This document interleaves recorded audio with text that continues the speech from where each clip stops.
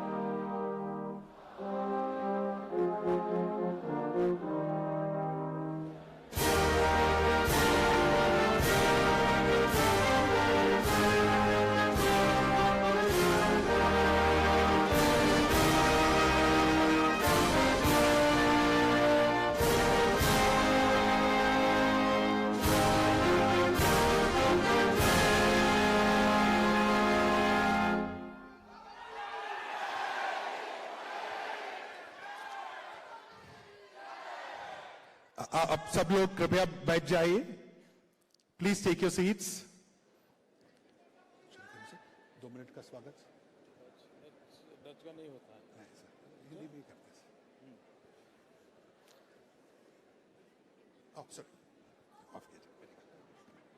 Sorry, please stand up for the Dutch national anthem.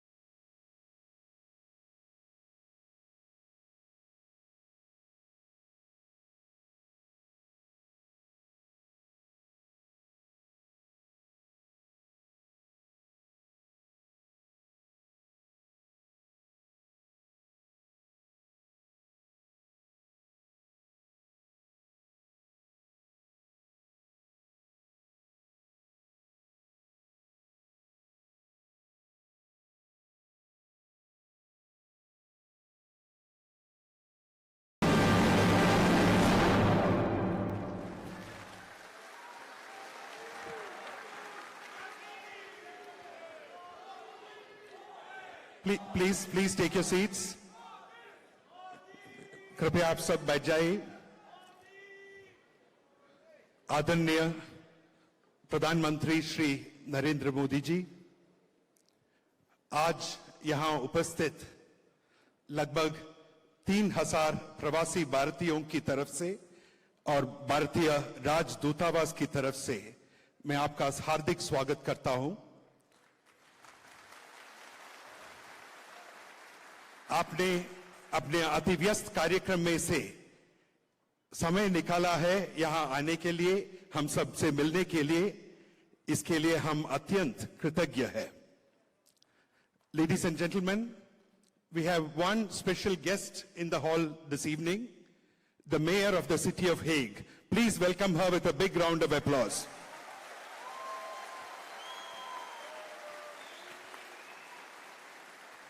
Sir, जब से आपके Netherlands आने का समाचार प्राप्त हुआ, तब से यहां के प्रवासी भारतीयों में उत्साह, उमंग और आनंद अभिभूत है। जिस तरह आप देश को उन्नति के शिखरों पर पहुंचाने के लिए दिन रात मेहनत कर रहे हैं, समर्पित है, उससे यहां के प्रवासी भारतीय अत्यंत प्रेरित है। भाइयों बहनों, बहुत कम समय में आपने हमारा निमंत्रण स्वीकार किया। इतने अधिक संख्या में यहां आए हुए हैं हमारे पूज्य प्रधानमंत्री जी को स्वागत करने के लिए, उनका संदेश सुनने के लिए। आप सबको मैं हृदय से आभार प्रकट करता हूं। आने वाले दिनों में प्रधानमंत्री जी के सपनों को साकार करने के लिए, भारत और नीदरलैंड्स की मैत्री बढ़ाने के लिए हम सबको हर संभव प्रयास करना पड़ेगा। राजदूतावास आपके हर कोशिश में, हर कदम आपके साथ रहेगी। मेरी बातों को समाप्त करते हुए मैं माननीय प्रधानमंत्री जी को सादर निमंत्रित करता हूं कि वो ये सभा को संबोधित करें।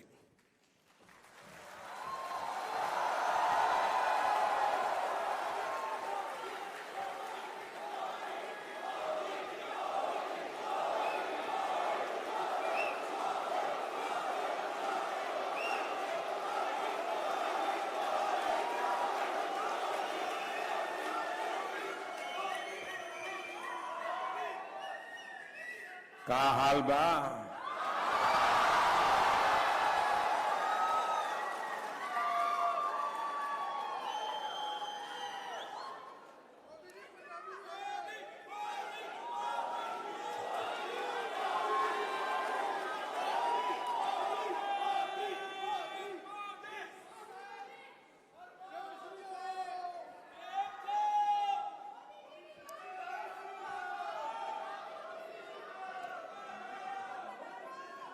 नीदरलैंड के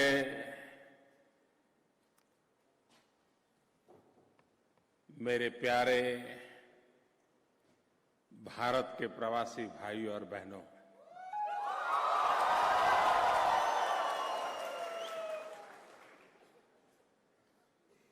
मैं यहां के मैडम मेयर का, डिप्टी मेयर का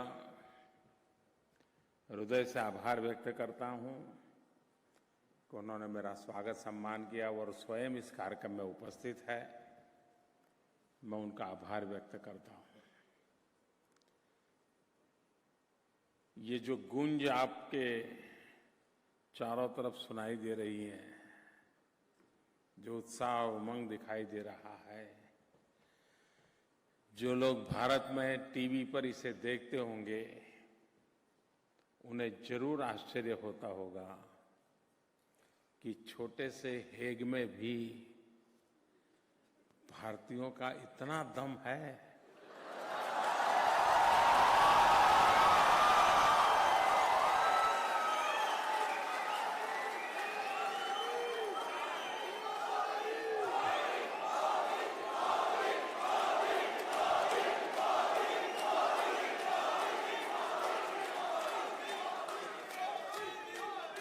मैं खास करके सूरीनाम के जो लोग हैं,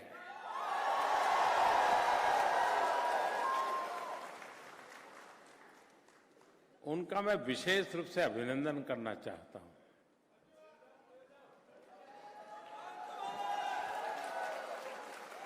बहुत वर्ष पहले मुझे सूरीनाम जाने का सौभाग्य मिला था।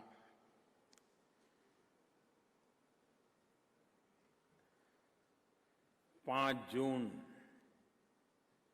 हर वर्ष सूरीनाम के लोग बड़े गौरव से मनाते हैं।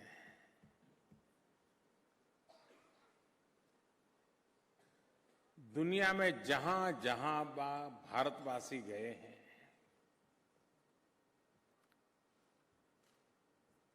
उन सब के लिए ये हमारे सूरीनाम के भाई बहन या उस कालखंड में दुनिया के जिन जिन देशों में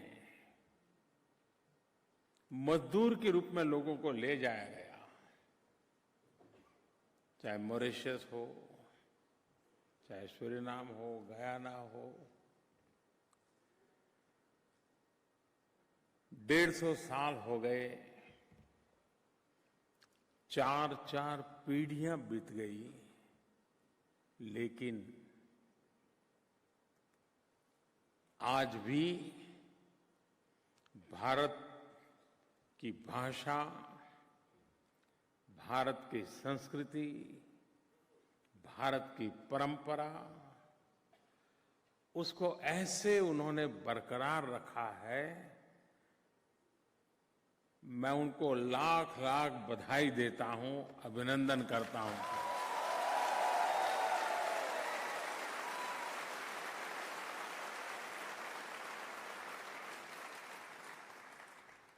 और हमें हमारे उन पूर्वजों को नमन करना चाहिए कि जिन्होंने भारत का किनारा छोड़ने के बाद कभी भारत की ओर देखने का मौका नहीं मिला, लेकिन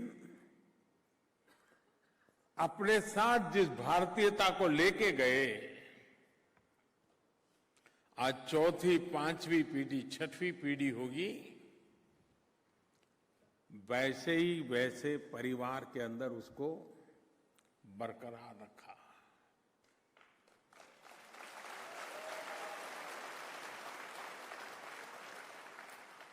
वरना आज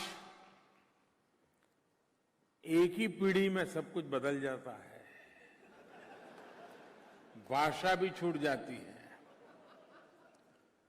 और कभी कभी तो माँ बाप गर्व करते हैं कि मेरे बेटे को भारतीय भाषा नहीं आती है।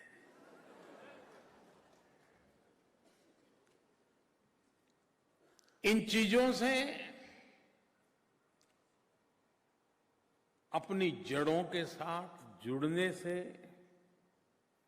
एक ताकत प्राप्त होती है। लोहे का गोला कितना ही ताकतवर क्यों न हो, कितना ही बड़ा क्यों न हो, कितना ही मजबूत क्यों न हो, लेकिन अगर ढंग से दो बालक भी उसको धक्का मारे तो इधर उधर चला जाएगा।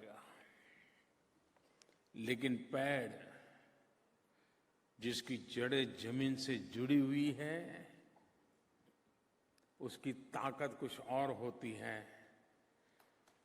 वो न हिला पाया जाता है और वो साया भी देता रहता है। और इसलिए जड़ों से जुड़े रहना और जुड़े रहने के कारण ताकत क्या होती है, ये मेरे सूरीनाम के भाइयों बहनों से सीख सकते हैं।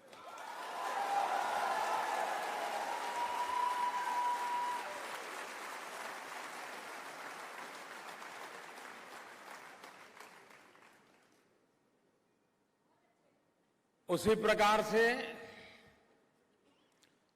आप में से बहुत लोग होंगे जिन्होंने अभी भी हिंदुस्तान नहीं देखा होगा।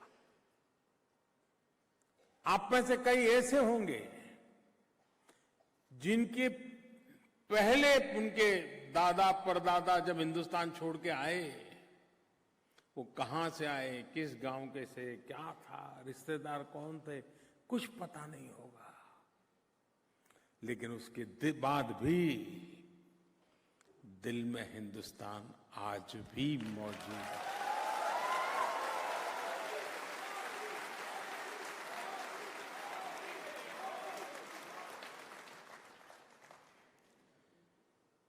एक प्रकार से आप जो कुछ भी हैं अपने बलबूते पर हैं, अपने परिश्रम से हैं, अपने सामर्थ्य से हैं। उसके बावजूद भी आपके दिल में हमेशा रहता है कि भारत का जैसे आप पर कोई कर्ज है और मौका मिले तो भारत का ये कर्ज चुकाना है, मैं समझता हूं इससे बड़ी कोई भक्ति नहीं हो सकती, भावना नहीं हो सकती। और इसलिए, और यहां पर दो प्रकार के लोग हैं। एक तो वो हैं जो 150 साल से हिंदुस्तान छोड़ करके निकले हुए लोग वाया सूरीनाम यहां पहुंचे हैं, और दूसरे वो हैं जो ताजा ताजा हवाई जहाज में बैठ करके आए हैं।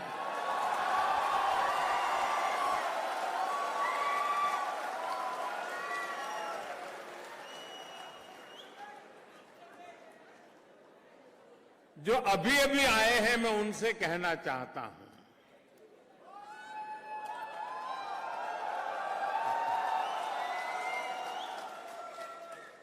क्या कभी आपने सोचा कि आप अगर 150 साल हिंदुस्तान से कट ऑफ होते तो क्या आपके अंदर वही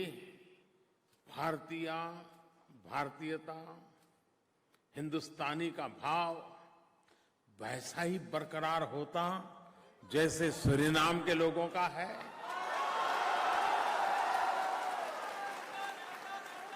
और इसलिए मैं चाहूंगा कि यहां पर रहने वाले पासपोर्ट का रंग कोई भी क्यों न हो,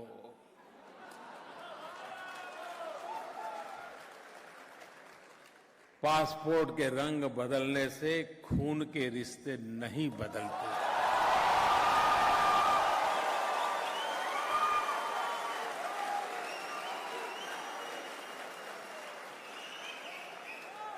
और मेरी हर हिंदुस्तानी से प्रार्थना है, आग्रह है कि पासपोर्ट के रंग के आधार पर रिश्ते नाते न जोड़ें। पासपोर्ट का रंग कुछ भी क्यों न हो, उसके और मेरे पूर्वज एक है। जिस धरती की पूजा वो करता है, उस धरती की पूजा मैं करता हूं। उसकी जिंदगी की वो मुसीबत रही कि 150 साल पहले उसे देश छोड़ के जाना पड़ा। मैं भाग्यवान हूं कि मैं अब भी मेरे देश की जड़ों से जुड़ा हुआ हूं। मेरा ज्यादा कर्तव्य बनता है कि मैं सूरीनाम वालों को गले लगाऊं, हम एक बनकर के रहे, हम साथ मिलकर के कार्यक्रम करें। अब हमारे बीच में जरा सा भी दूरी नहीं होनी चाहिए। हो सकता है जो अभी अभी आए हैं, उनको शायद हिंदी बोलने में तकलीफ होती होगी, सूरीनाम वालों को नहीं होती है।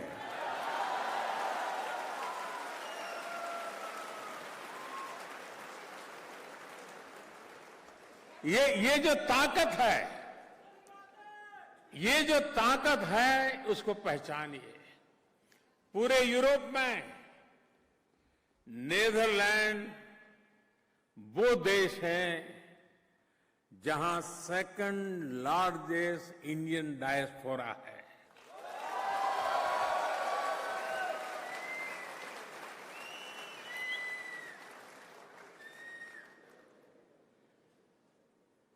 और इसलिए न सिर्फ यूरोप में, लेकिन कैरिबियन कंट्रीज में भी हम सब मिलकर के इसे एक ऐसा ऊर्जा भूमि बना सकते हैं हेड को, कि इन सारे भूभाग के भारतीयों के साथ हमारा नाता जुड़ जाए। और आज तो टेक्नोलॉजी इतनी सरल है कि आप मोबाइल फोन से इन सभी परिवारों से निकट से जुड़ सकते हैं। संगठन में ही तो शक्ति है।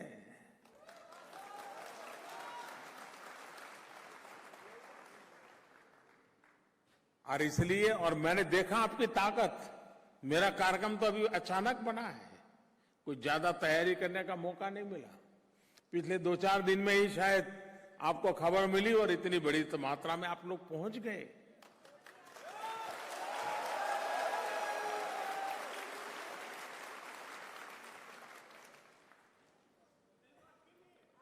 सरकार की तरफ से एम्बेसी होती है, एम्बेसेडर होते हैं, बाबू लोग होते हैं, लेकिन आपको पता है उनको राजदूत कहते हैं। हिंदी भाषा में उन्हें राजदूत कहते हैं,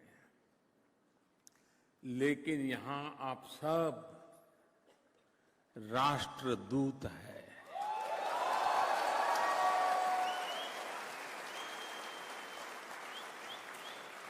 हर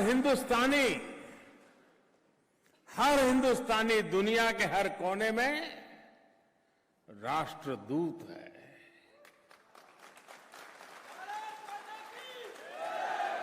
हमारे देश की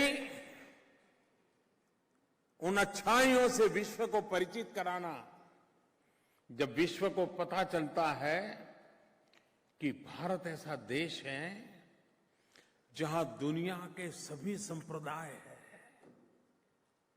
दुनिया का कोई ऐसा संप्रदाय नहीं है जिसको भारत में गौरवपूर्ण स्थान न हो, लोगों का आश्चर्य होता है।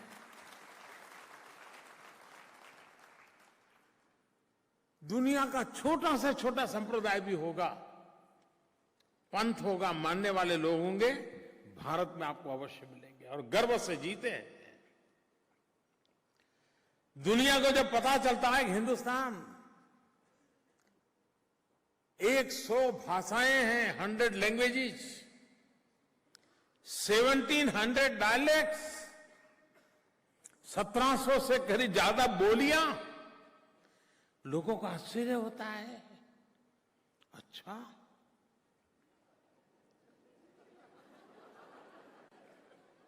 हमें तो यूरोप में देश बदलता, भाषा बदलता हो तो दिक्कत हो जाती है, आप 100 भाषाओं के बीच कैसे जी रहे हो?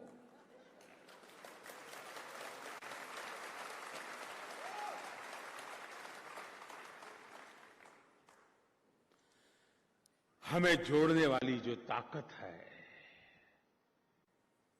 वो हमारी मातृभूमि के प्रति हमारा प्यार है।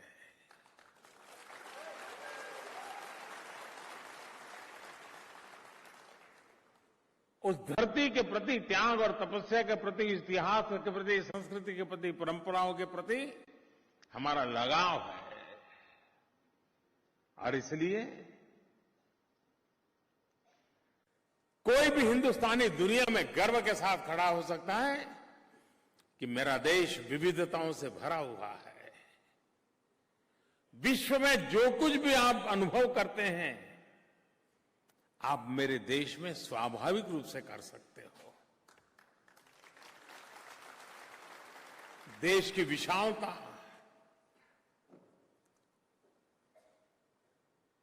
जब दुनिया के लीडर से मैं मिलता हूं और मैं 125 करोड़ देशवासियों का सरकार का प्रधानमंत्री हूं, तो मेरे सामने देखते रहते हैं। उनको लगता है कि हम छोटे से देश को चलाने में हमारी इतनी दिक्कत होती है, आप कैसे चलाते हो?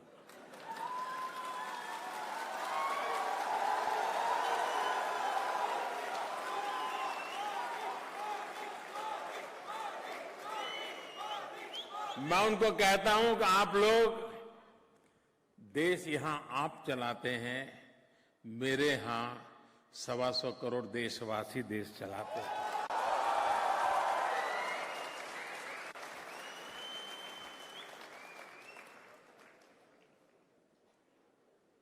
लोकतंत्र की यही ताकत है। भारत के अंदर विशेष रूप से जब से मुझे सरकार में सेवा करने का मौका मिला है, हमने एक सबसे बड़ा प्रयास ये किया है कि जन भागीदारी से देश के हर काम में जन भागीदारी को प्राथमिकता देना।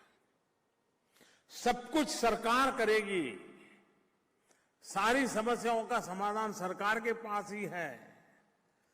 भगवान ने बुद्धि बांटने निकले तो सारे सरकार वालों को ही बुद्धि मिली थी। ये सोच से हम बाहर निकल आ चुके हैं और हमारी कोशिश ये है कि जन भागीदारी से देश कई गुना प्रगति कर सकता है, तेज गति से प्रगति कर सकता है। अगर सरकार तय करते हम टॉयलेट बनाएंगे, खुले में शौच जाना बंद करवाएंगे, स्कूलों में बच्चियों के लिए शौचालय बनाएंगे, ये कार्यक्रम तो पहले भी चलते थे, लेकिन वो कार्यक्रम सरकार चलाती थी। हमने आकर के कहा लोग इसको उठा लें, और आपको जानकर के खुशी होगी कि स्कूलों के अंदर 1 साल के भीतर भीतर बालिकाओं के लिए अलग शौचालय बनाने का काम, बालकों के लिए अलग शौचालय बनाने का काम लोगों ने पूरा कर दिया। कहने का तात्पर्य यह है कि नई जो सरकार बनी है आज देश में, जिसने अपने हर काम में लोक भागीदारी, जन भागीदारी को प्राथमिकता दी है। वरना पहले क्या होता था, लोकतंत्र का मतलब बहुत सीधा साधा हो गया था। डेमोक्रेसी मतलब 5 साल में एक बार जाना, ईवीएम मशीन का बटन दबाना और जो पसंद आए उसको जिता देना और उसको 5 साल का कॉन्ट्रैक्ट दे देना। देखो 5 साल तुमको बिठाया है, ये हमारे 10 काम कर देना, नहीं करता है तो छुट्टी, जाओ दूसरा। ये लोकतंत्र की मर्यादा नहीं है, ये तो लोकतंत्र का एक सीमित भाग है कि जिसमें जन वोट देता है, सरकार चुनती है, लेकिन सरकार चलती है जन भागीदारी से।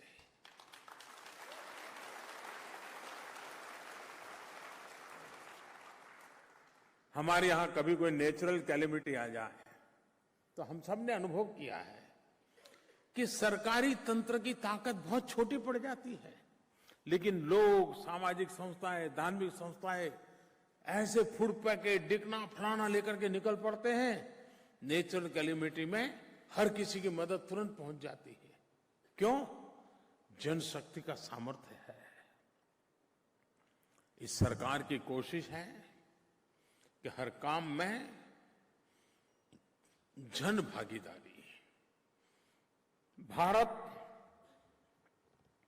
का संघीय ढांचा है, राज्य, केंद्र कंधे से कंधा मिलाकर के कैसे काम करें, in true spirit federal structure को कैसे बढ़ावा मिले, उस पर इस सरकार ने बल दिया है। गुड गवर्नेंस,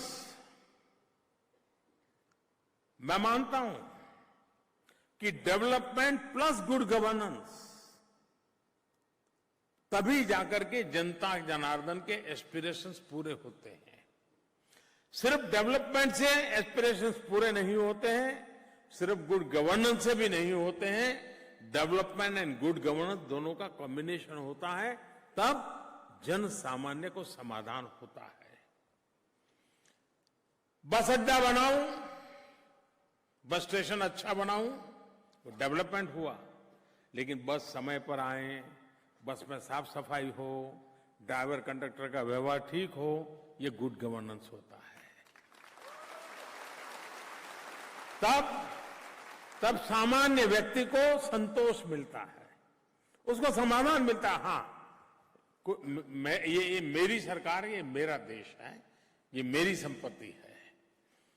इस सरकार का लगातार भाव यही है कि जन भागीदारी को बल मिले, जनशक्ति को बल मिले, और जनशक्ति के भरोसे देश को आगे बढ़ाने का प्रयास हो। और यह अनुभव आ रहा है। देश की जनता जनार्दन को जिस काम पे जुड़ने के लिए आपने देखा होगा 2 साल पहले जब हमारी सरकार बनी तो टीवी पर एक ही खबर आती रहती थी कि दाल महंगी है, दाल महंगी है। मोदी बताओ दाल के दाम क्यों कम नहीं हो रहे।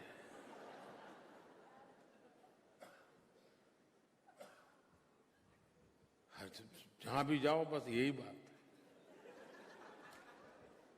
अब दाल के भाव इतने कम हो गए कोई पूछता ही नहीं है।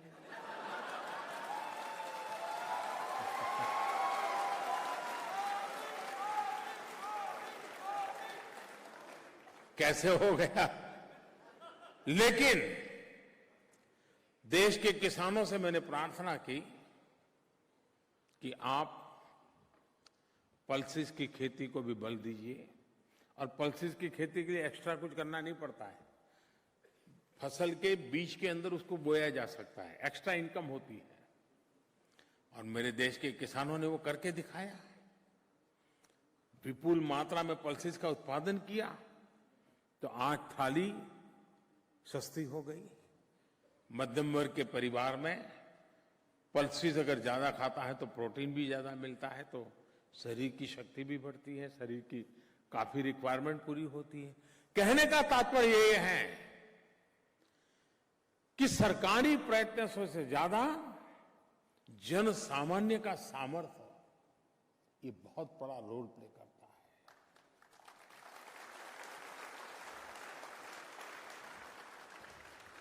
भारत में बाहर ऐसी धारणा है कि भारत में महिलाएं तो हाउसवाइफ है, कुछ करना धरना नहीं, सिर्फ किचन में ही होती हैं। ये बाहर एक कल्पना है, सत्य अलग है। आज भी हिंदुस्तान का पशुपालन, डेयरी, मिल्क, ये पूरा क्षेत्र एक प्रकार से भारत में महिलाएं ही संभालती हैं। पुरुष का बहुत कम योगदान है। कृषि में भी महिलाओं की भागीदारी बहुत बड़ी होती है, वे फिजिकली कंट्रीब्यूट करती है।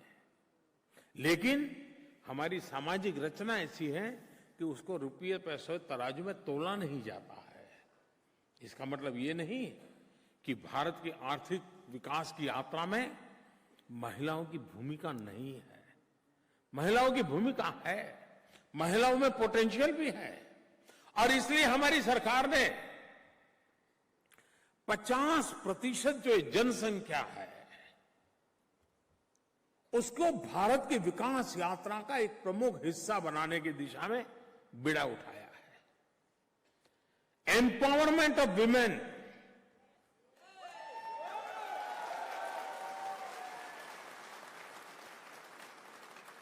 और इतना ही नहीं, women lead development.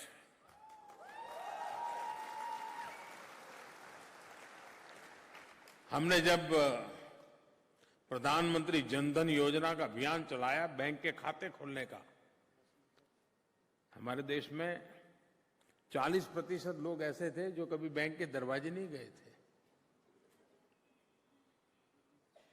Formal economy से बाहर थे। हमने अभियान चलाया और खुशी की बात है कि जब बैंक अकाउंट खोले गए तो उसमें ज्यादातर महिलाओं के बैंक अकाउंट खोले।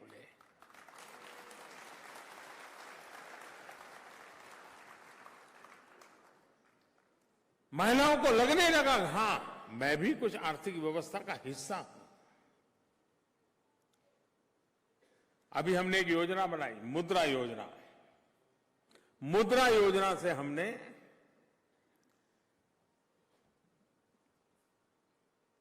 एंटरप्रेन्योरशिप को बल मिले। हमारे देश का नौजवान जॉब सीकर से जॉब क्रिएटर बने, वो जॉब देने वाला बने। छोटे छोटे काम करते भी लोग जॉब, एक को नौकरी रख सकते हैं, 2 को रख सकते हैं, काम दे सकते हैं। और इसलिए छोटे छोटे कारोबार को मदद करने की दिशा में हमने बड़ा अभियान उठाया, मुद्रा योजना। और मुद्रा योजना ऐसी है कि किसी भी प्रकार की गारंटी दिए बिना नागरिक को, अगर वो बैंक में आता है, अपने सारी जानकारियां देता है, तो 50,000 रुपया से लेकर के 10 लाख रुपये तक उसको लोन मिलती है।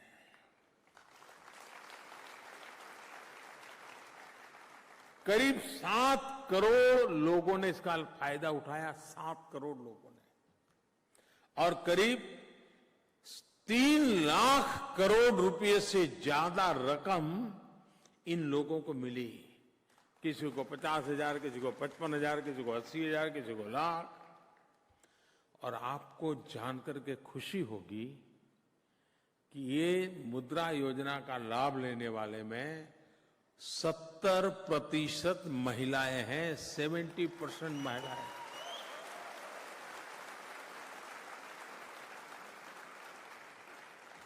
विमेन एम्पावरमेंट कैसे होगा, विमेन लेड डेवलपमेंट कैसे होगा, ये उससे नजर आता है। आज भी दुनिया के फॉरवर्ड कहे जाने वाले देशों में मैटरनिटी लीव एवरेज 12 वीक है। डेवलप कंट्रीज में भी वर्किंग वुमेन के लिए मैटरनिटी लीव 12 वीक है। भारत एक ऐसा देश है जिसने इसी पार्लियामेंट में कानून बनाया और अब वर्किंग वुमेन को 26 वीक का मैटरनिटी लीव दिया जाता है।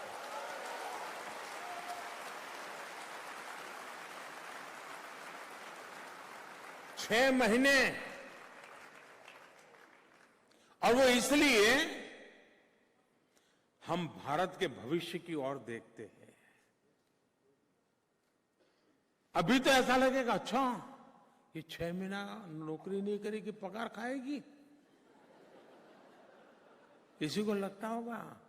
लेकिन वो 6 महीने उस बालक की परवरिश करती है जो मेरे देश के आने वाले कल है।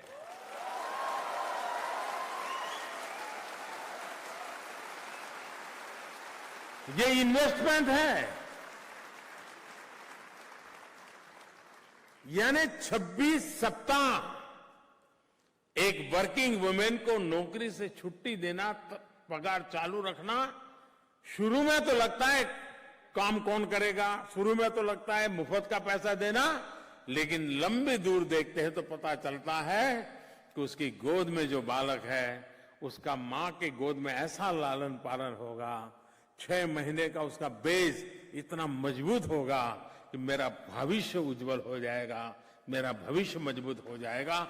इस दिशा में काम करते हैं।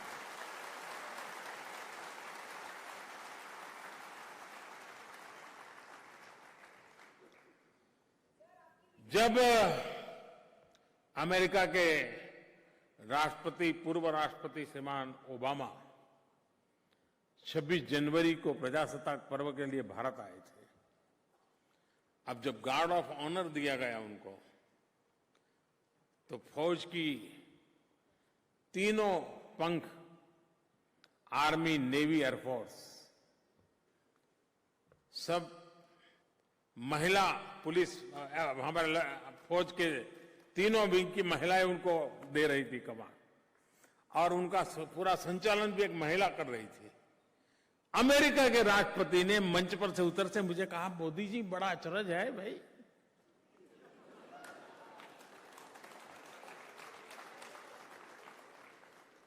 ये है हिंदुस्तान में। मैंने कहा अभी तो आज शुरुआत है,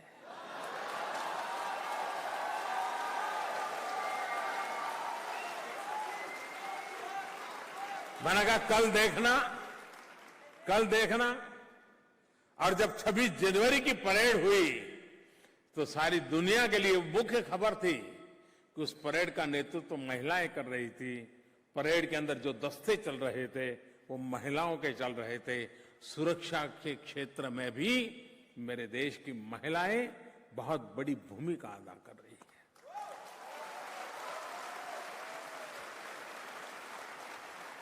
दिल्ली में अगर आप जाएं या देश के अन्य कई राज्य हैं जाएंगे जहां पर पुलिस में 33% महिला पुलिस को लिए रिजर्व किया गया है और सुरक्षा की जिम्मेवारी भी ये एम्पावर्ड महिलाएं हमारी करेगी, उस दिशा में हम काम कर रहे हैं।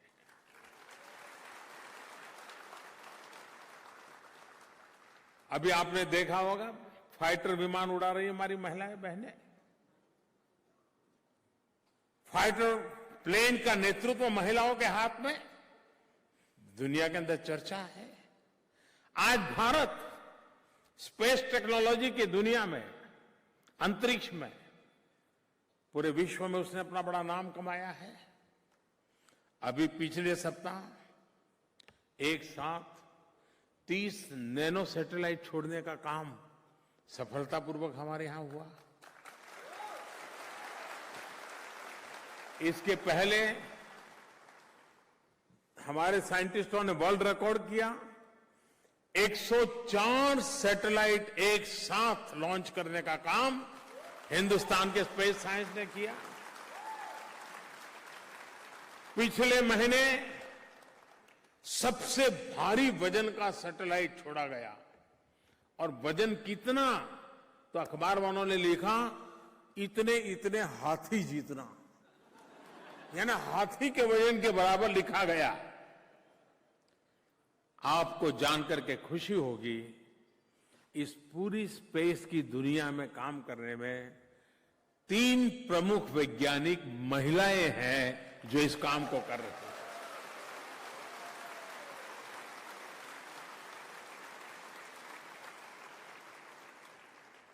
क्यों गर्व नहीं होगा? मेरे देश की माताओं बहनों की ये शक्ति, किसको गर्व नहीं होगा? चाहे विज्ञान का क्षेत्र हो, चाहे शिक्षा का क्षेत्र हो, आरोग्य का क्षेत्र हो। आजकल तो हिंदुस्तान के किसी भी राज्य में अगर टीचर कॉन्फ्रेंस करें तो आपको एक जगह पे बोर्ड लगाना पड़ेगा कि ये कोना पुरुष टीचर के लिए रिजर्व है।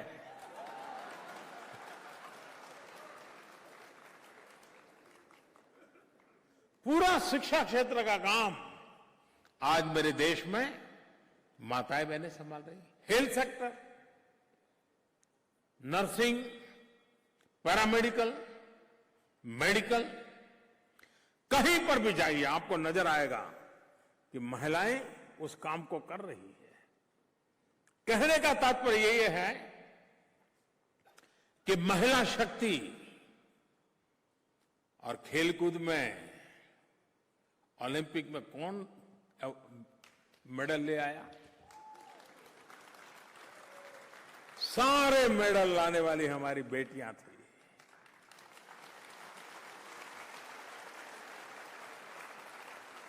हर किसी ने हिंदुस्तान का नाम रोशन किया।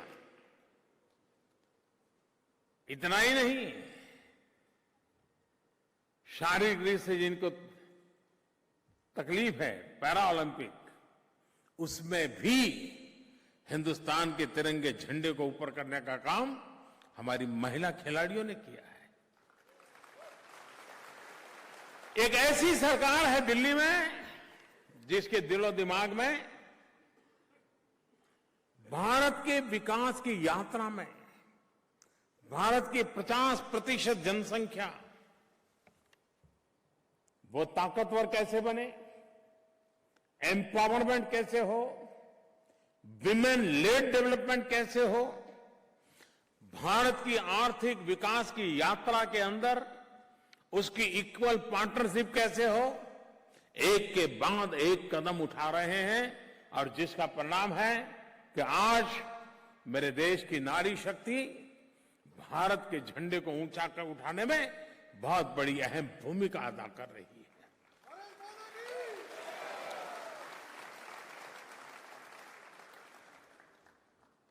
देश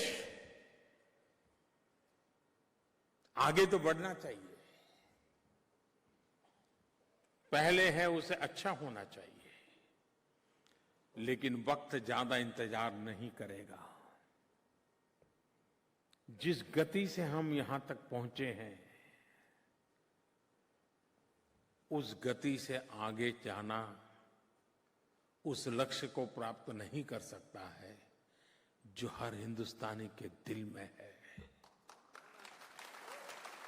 और इसलिए गति को तेज करना अनिवार्य हो गया है। पहले सरकारें हुआ करती थी, एक आध दो काम ऐसे हो जाते थे, वो सरकार जानी जाती थी इस काम के लिए। आज हर दिन एक नया काम करो तो भी कम पड़ जाता है, इतने एस्पिरेशंस बढ़ गए हैं। और देश को सिर्फ आगे ले जाना इतना इनफ नहीं है, देश को आधुनिक बनाना बहुत जरूरी है। हमें आगे तो बढ़ना है, लेकिन हमें आधुनिक भी बनना है। 21वीं सदी का हिंदुस्तान ग्लोबल बेंचमार्क में पीछे न रह जाए,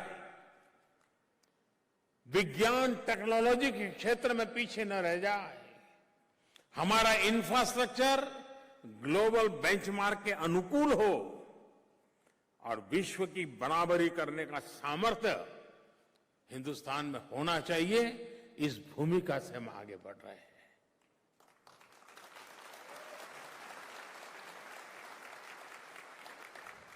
आज हेल्थ कॉन्शियसनेस का माहौल है, एनवायरनमेंट की चिंता है। हर किसी को लगता है भाई सांस ले तो अच्छी सांस मिले, पानी पिए तो अच्छा मिले, खाना खाए तो अच्छा मिले। बहुत स्वाभाविक कॉन्शियसनेस आया है। भारत ने बेड़ा उठाया है ऊर्जा के क्षेत्र में, रिन्यूएबल एनर्जी 175 गीगावाट। आप में से बहुत लोग होंगे जिनके लिए गीगावाट शब्द नया होगा, क्योंकि सदियों से हम मेगावाट से आगे सोचा ही नहीं।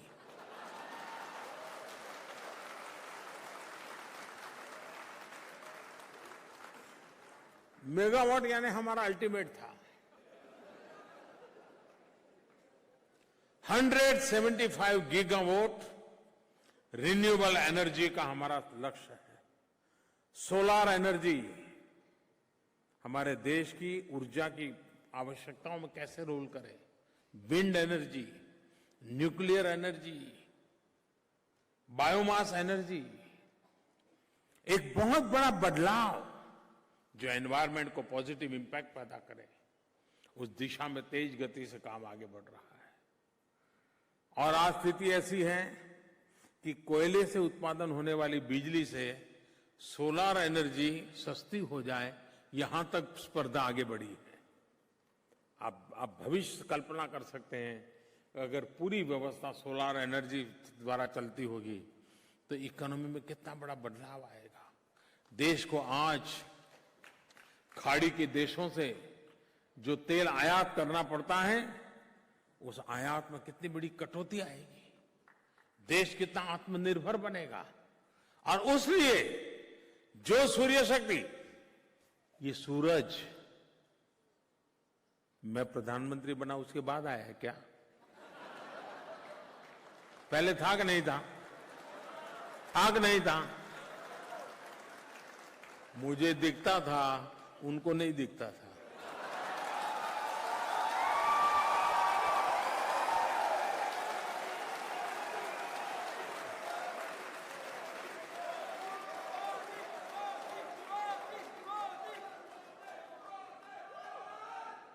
और इसलिए पूरा जीवन को आधुनिक बनाने की दिशा में ये हमारी पहल है। डिजिटल इंडिया,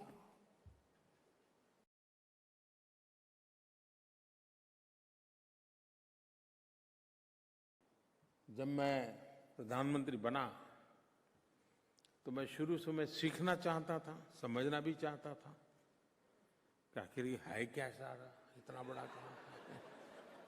तो मैं अफसरों की मीटिंग लेता था, ब्रीफिंग लेता था, क्या चल रहा है कैसा नहीं। तो एक दिन बिजली वालों का ब्रीफिंग ले रहा था, तो उन्होंने कहा साहब, मैंने पूछा भाई कोई जगह है जहां अभी भी बिजली नहीं पहुंची होगी? क्योंकि आजादी के 70 साल हो गए तो ऐसा पूछना ही नहीं चाहिए। तो मैं थोड़ा डरते डरते पूछ लिया कि भाई कहीं कोई ऐसा तो नहीं है ना कहीं दूर भी बिजली तो मैं हैरान हो गया। उन्होंने कहा साहब 18,000 गांव ऐसे हैं जहां अभी बिजली नहीं पहुंची है। आप मुझे बताइए 21वीं सदी और 18वीं शताब्दी में फर्क क्या? 18वीं शताब्दी में भी तो लोग बिना बिजली को सूरज के प्रकाश में या चंद्रमा की रोशनी में जिंदगी का गुजारा करते थे। आजादी के 70 साल के बाद मेरे देश में 18,000 गांव 18वीं शताब्दी की जिंदगी जीने के लिए मजबूर थे। आधुनिक भारत का सपना मुझे पूरा करना था। मैंने बीड़ा उठाया, मैंने कहा भाई बताइए कब तक होगा? उन्होंने कहा साहब 7 साल तो लगेगा।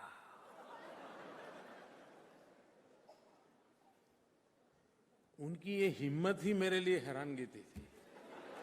आराम से कह दिया 7 साल लगेगा। मैंने कहा भाई जल्दी करना चाहिए, ऐसा क्यों करते हो, क्यों सोचते हो? जरा समझा रहा था। आखिरकार एक दिन मैंने लाल किले पर से 15 अगस्त को बोल दिया 1000 दिन के अंदर हम 18,000 गांव में बिजली पहुंचा देंगे। अभी 1000 दिन हुए नहीं, करीब 13-14 हजार गांवों में बिजली पहुंच गई भाइयों बहनों, क्योंकि मुझे आधुनिक भारत बनाना है। और बाकी जो गांव बाकी है उसका काम भी बहुत तेजी से चल रहा है। भारत में 2.5 लाख पंचायतें हैं, 6 लाख गांव हैं, पंचायतें हैं। आप मुझे बताइए क्या आप 1 घंटा भी मोबाइल के बिना जी सकते हो क्या? जी सकते हो क्या? परेशानी हो जाती है ना। अगर ये हक आपको है तो हिंदुस्तान के हर गरीब को है कि नहीं है? गांव को है कि नहीं है? भाइयों बहनों, हमने डिजिटल इंडिया का मिशन उठाया है। उन 2.5 लाख पंचायतें जहां पर ऑप्टिकल फाइबर नेटवर्क का काम चल रहा है, तेज गति से काम चल रहा है, और आने वाले कुछ ही समय में इन 2.5 लाख गांवों तक डिजिटल व्यवस्था करने के लिए ऑप्टिकल फाइबर नेटवर्क खड़ा कर करके आधुनिक से आधुनिक व्यवस्था ट्रांसमिशन की, और उसके कारण लॉन्ग डिस्टेंस एजुकेशन संभव होगा, टेली मेडिसिन संभव होगा। जो सुविधाएं शहर में उपलब्ध है वो ज्ञान की सुविधाएं गांव को भी उपलब्ध हो, उस दिशा में काम करने की दिशा में हम प्रयास करते हैं। यानी भारत आगे बढ़े लेकिन भारत आधुनिक बने, उन चीजों को बल देकर के हम काम कर रहे हैं और उस काम की दिशा में प्रयास चल रहा है। भाइयों बहनों, अनेक विविध बातें हैं। आप जरूर भारत के लिए रुचि रखते होंगे, लेकिन मैं आपसे आग्रह करता हूं, इतनी बड़ी संख्या में नेदरलैंड में आप लोग रहते हैं, सूरीनाम से आए हैं, डच सिटीजन है, क्या तकलीफ है आपको ओसीआई कार्ड निकालने में?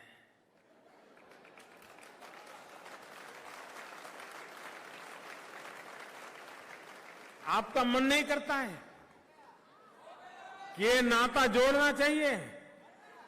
मैं हैरान हो गया जब मैंने सुना कि हां इतनी बड़ा मात्रा में हिंदुस्तान का डायस्पोरा है, लेकिन सिर्फ 10% लोग हैं जिनका ओसीआई कार्ड है। आप मुझे बताइए, इस 26 जनवरी के पहले मिशन मोड में आप इस काम को पूरा करेंगे?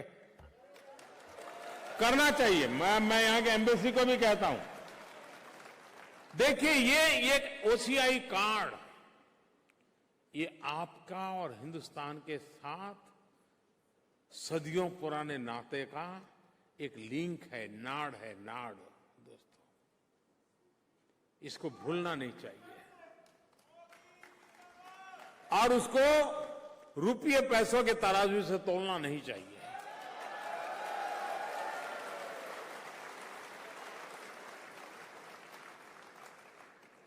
जो भी देना पड़े दे करके भी ओसी का एक कार्ड, ये मेरे लिए, मैं कल 2 दिन पहले पोर्चुगल में था, वहां के प्रधानमंत्री पब्लिकली अपना ओसीआई कार्ड दिखा रहे थे। बोले मुझे गर्व है कि मेरे पास ओसीआई कार्ड है, मैं मूल भारतीय हूं और मैं आज यहां प्रधानमंत्री हूं।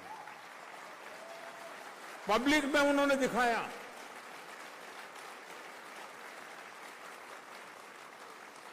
हर हिंदुस्तानी के मन में स्पिरिट होना चाहिए, मैं हूं, मेरे पास उसे है। कोई भी मिले, अच्छा तेरे पर नहीं है, तरीके।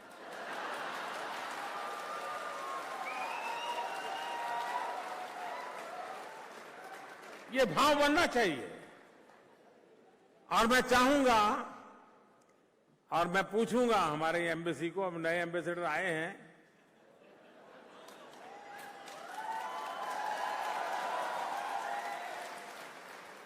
और मैं तो ये पूछूंगा पर डे कितने बने।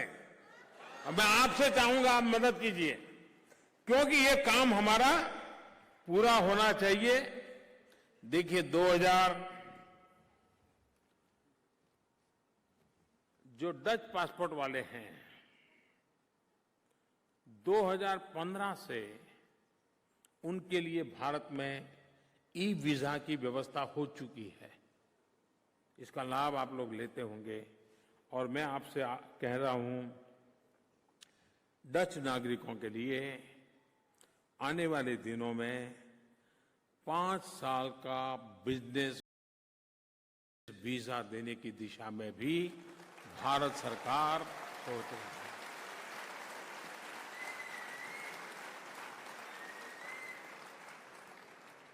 पांच साल का बिजनेस एवं टूरिस्ट वीजा, ये अपने आप में डच नागरिकों को भारत के साथ जोड़ने का एक अहम प्रयास है।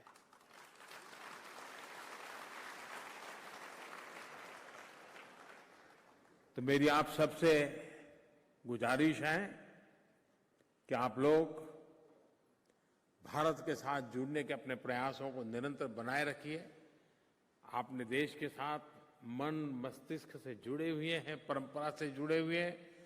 भारत की अच्छी बात सुनते ही आपको हर्षोल्लास हो जाता है। इतना भारतमय आपका जीवन है, उसको निकट बनाने का और प्रयास करते रहिए। आप लोग मेरे से जुड़ना चाहते हैं क्या? पक्का? आप चाहते हैं कि देश का प्रधानमंत्री, हिंदुस्तान का प्रधानमंत्री आपके जेब में हो? क्यों आप चुप हो गए? क्यों? क्या हिंदुस्तान का प्रधानमंत्री आपके जेब में हो तो बुरा है क्या? आप नहीं चाहते भाई? आप गर्व से, अरे थोड़ा यार हिंदुस्तान का प्रधानमंत्री मेरे जेब में है, नहीं चाहते क्या? मैं बताता हूं, तरीका है उसका। आप अपने मोबाइल फोन पर नरेंद्र मोदी ऐप डाउनलोड कर दीजिए। मैं 24 घंटे आपकी जेब में उपलब्ध रहूंगा और आपकी हर धड़कन को मैं सुन पाऊंगा। आइए, मेरा और आपका निकट का नाता बनना चाहिए। आपका मुझ पर पूरा अधिकार है। आपके पासपोर्ट के रंग के आधार पर नहीं होगा। आप जिसके दिल से आवाज उठती है भारत माता की जय, उन सबके लिए मेरा